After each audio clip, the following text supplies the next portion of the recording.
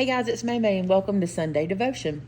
I want to talk to you today about contrast and if the opportunity for our lives to contrast from the world around us. And we'll get into that a little more, but I want to start with this little story. So, recently we had Craft Acropolis, and this is an opportunity for us to get together with Made Its from all around the world and the country and craft for a week together. Well, it's such a beautiful time when we get together. It really is, you guys. It is so much fun. It's a time of bonding and sharing. There are always laughter. There is always tears. There is always hugs. There is always missing each other when we leave. And it's just really a great opportunity to be together. It's also an opportunity for believers to get together. And the reason for that is many of my subscribers are believers like me. Some are not, and some that attend this event are not. That is not the point of the event. It's just so interesting how when we get together, the Holy Spirit kind of connects. That's just what happens, right? So we're in this event, and I'm teaching a class one night, and I have a certain student who just recently went through retinal detachment surgery. And she was telling me earlier that she was doing well and her doctors are really proud of her, but that doesn't mean that it doesn't come with some challenges. And so she was sitting in our class next to her friend, and her friend were going to craft together. And I watched them through the night, and they helped each other where they needed and things like that. And then after class was over, she came up to me, and I think she was kind of wanting to apologize because I think she thought that she was slowing the class down or something. And that wasn't the case at all. I mean, at all. They did an amazing job. But what she then ended up telling me, which I thought was so interesting, was this. She said, the problem for me is when I'm working on what you would tell me to do, if the item we were working on had high contrast, meaning if I could clearly see the lines because the colors were so bold and different from each other, I could do it by myself. But when there was a time where the colors were similar to each other, or where we were cutting, the lines were kind of the same color, she said, that's when I struggle because I couldn't clearly see the line and I couldn't clearly see the item. And I was like, that's really interesting when she told me that. And it made sense to me. And I just kind of went on about it. And we laughed and we talked. And I said, I'm really glad that you didn't give up. And she did a great job. Well, then the next Sunday, I got to teach Sunday school. And in my Sunday school lesson, there was a part at the end of our lessons, it gives us this live it out opportunity. It usually gives us 3 points that we can live out. And one of them literally said, is your life creating contrast between the world and who you are? And I was like, wait a minute, this reminds me of that conversation we had. And so I started to think about that. And I was like, you know what? That's so cool, because she was telling me that when things contrasted, she could see them easier. And I was like, if my life contrasts from the world around me, then people can see easier who I am, right, as a believer. And I just really love that maybe analogy. We'll call it an analogy, or that comparison. I really love that because it made me think, is my life different enough that I stand out from the crowd? Am I creating a contrast? It almost makes me, when I close my eyes and imagine like my shadow or my outline, let's say that, is my outline really obvious to the world around me? My decisions that I've made to follow Jesus, to be a Christian, does my life reflect it enough that when I come in contact with other people, they can see it? And it was such a cool way to talk about this, because if you think about it, sometimes I think we do a really good job of contrasting from the world, depending on what it is. Sometimes we do just really great. And then sometimes I have this fear about myself, maybe not you, but I have this fear about myself that some of my outlines kind of glitch. Like in old television, some of y'all won't get this, but some of you will. In old television shows where whenever like the antenna would mess up and the lines would start to kind of blur together, does sometimes my actions kind of blur with the world? I know that they do. I catch myself doing it. It doesn't make me happy. I'm not proud of it, but I know that sometimes I kind of blend in with things around me and I don't really mean to. I think about in our day-to-day lives, everything we do, we have an opportunity to live a contrasting life to the world around us. We have an opportunity to walk around in our day-to-day and be different. I know you know people in your life that are. I know you can think of people that when they come into a room, maybe they brighten up a room, or when they come around, you're so glad they're there, or they make a difference in your life. They do something that really sparks joy in your life just by them being who they are. Then there's some people that whenever you're going through something and you need godly counsel, you know you can lean on them because their opinion is so biblically based and not worldly based, and their contrast shows so brightly that you lean into them when you need help. I think about a story my mom told me, and she wasn't telling me this story for me to get all of this out of it all these years later. She was telling me the story because she felt really sorry for this man that she was in line at Walmart with. And here's how it went. There was an elderly gentleman standing in line at Walmart, and he was checking out, and he was struggling, and mom was behind him in line, and there was a lady behind her in line as well. And the gentleman was really struggling, but mom said she wasn't really paying attention. She was just waiting her turn. But the lady behind her just kept making comments about how long it was taking and kind of huffing and being upset. And y'all know we all have done that. I'm not calling that lady out. We've all had somewhere to be or been on a time constraint or something. But mom said that she just kind of was like, yeah. And she said, I didn't really agree with her, but I was just kind of like, yeah, it's taking a minute, but we'll get there kind of thing. And she said before it was over with, another register opened. So the lady behind her walked away and went to the other register. But before it was over with, the gentleman just kind of broke down and started crying at the register. And mom and the cashier started to help him and try to, get everything done. And before it was over with, he had told them that his wife had passed away unexpectedly recently. And she normally did all this, and he's trying to feel his way around and didn't really know how to do the things he was trying to accomplish, especially this day. Obviously, he had just gotten overwhelmed.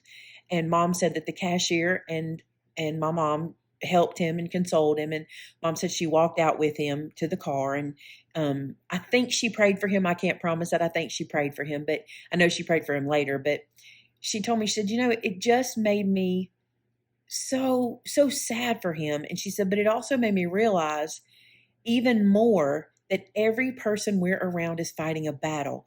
Every person, you're fighting a battle. It may not be big today. It may be massive today, but everybody around you is fighting a battle, and you have the opportunity to make a difference in someone's life in a good way or a bad way. Now, mom obviously made a good difference in that gentleman's life. And whether or not he thought about it again, I don't know, but he probably did think, I'm grateful that lady was in line behind me, this person. How many times are we given that opportunity to be a contrast to everything around us? I'm grateful when I think of that story that mom was behind him and it wasn't somebody else behind him, because how different could his day have gone?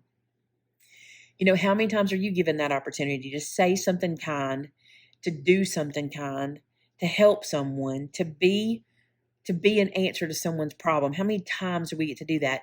And when we take that opportunity, how much do we contrast from the world around us?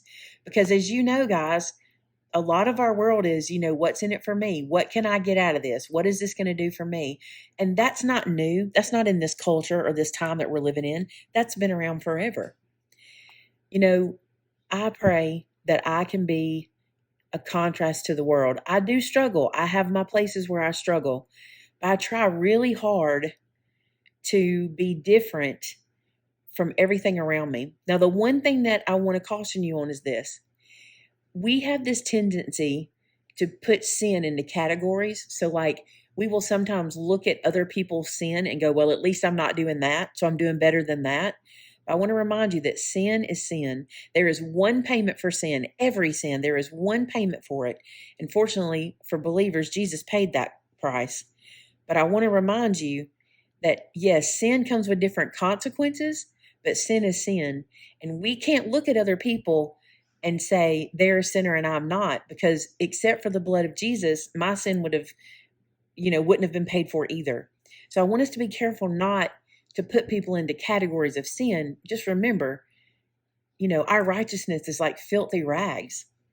So we can't do that. But what we can do is we can look around the world, look at people around us, and we can have a kingdom mindset where we see people like God sees them.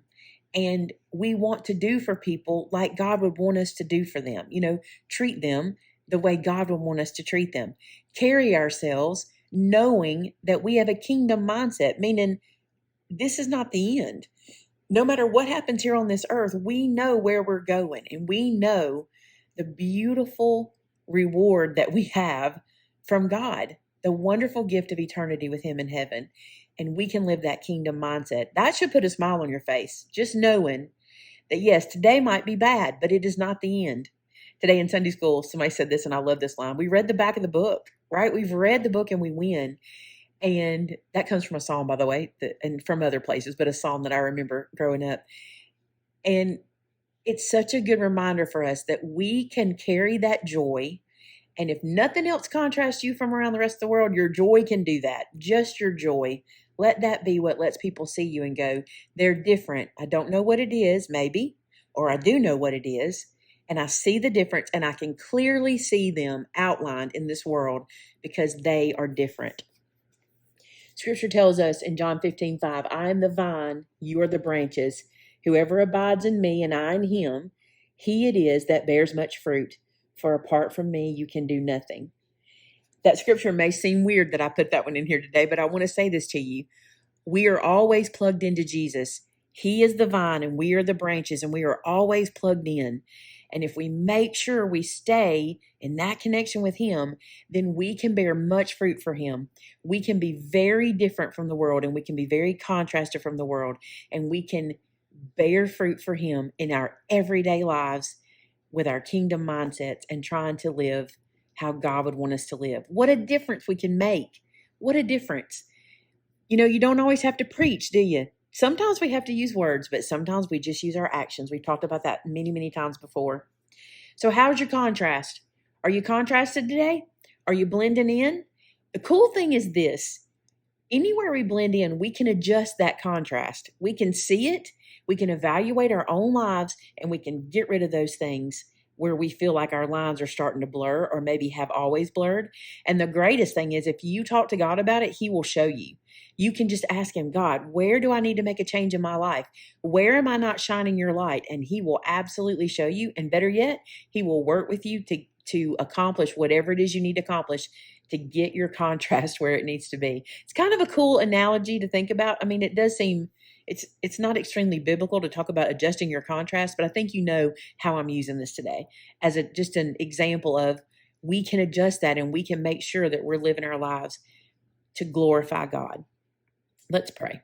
God, thank you so much for this day. Thank you for lessons we learn from each other. Thank you that we can have an everyday conversation and something that is said can turn us around to you and turn us to a biblical truth or even a promise that you've made to us and help us to show your love even more every day. God, for those that are watching today and maybe they are struggling, maybe their lines are blurring, including myself, I pray, God, that you'll show us where our lines are blurring and that you'll help us to tighten that up so that we can be sure that every opportunity you give us to share Jesus, we take that in whatever way it is, opportunities we're aware of and opportunities we don't even know that we accomplish. But because of the Holy Spirit, the gospel is shared through something that we say or do. God, thank you so much for the examples you've given us before, the examples that I shared here and the examples that have gone all through my life and those that are watching. Without those examples, God, we just don't know always how to go, but you've given us beautiful examples through Scripture and through our lives, and I'm grateful for those. God, I pray for everybody listening today. If there's something that I can do to be your hands and feet, God, I pray that you'll make that opportunity open up for me, open that door for me. And if there's someone out there who needs to be your hands and feet today, I pray, God, you'll make that very evident in their lives and that they can do that for someone around them. Thank you so much for all of the blessings that you give us. We ask all this in Jesus' name. Amen. Guys, I hope you have enjoyed this one. I really did enjoy spending time with everybody and getting to kind of bond and seeing each other's contrast. And it's really cool how we're all so different. But as believers, we all need to have that kingdom mindset where we can share Jesus with everybody around us and sometimes use words, right? I love you guys. And until next time, bye now.